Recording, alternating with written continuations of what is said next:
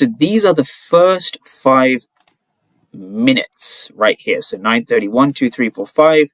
If we break this down specifically from a footprint chart perspective, we saw basically, I mean, this candle here is very telling. We break below the zone, so we have a bearish candle, right?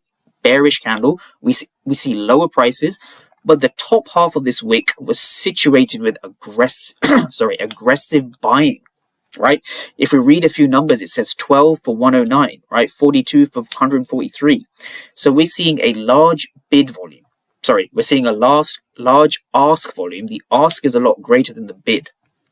But despite that, the market is finding weakness of buyers, right? We're breaking below the zone despite having aggressive buyers.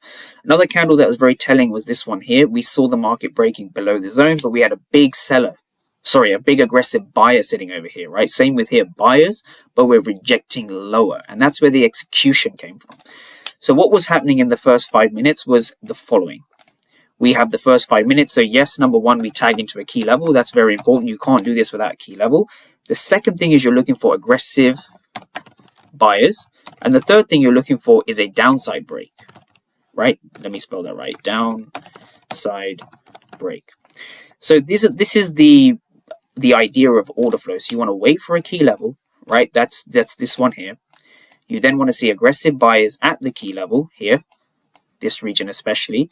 And if you see a downside break, it means these aggressive buyers have failed. And so by definition, we call these aggressive buyers absorbed. And who are they being absorbed by? Well, they're being absorbed by passive sellers. So if you've ever heard the term support and resistance, I know a lot of people talk about support and resistance. If you've ever heard the term support and resistance, this is what a resistance means, right?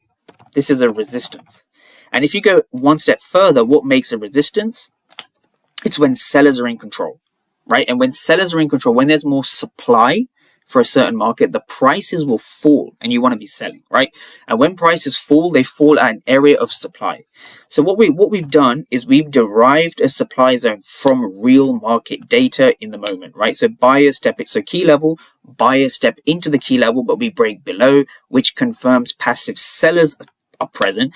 Passive sellers will drive price down. There are more passive sellers than aggressive buyers, which means that we are at an area of resistance because of this. There's an oversupply at this time.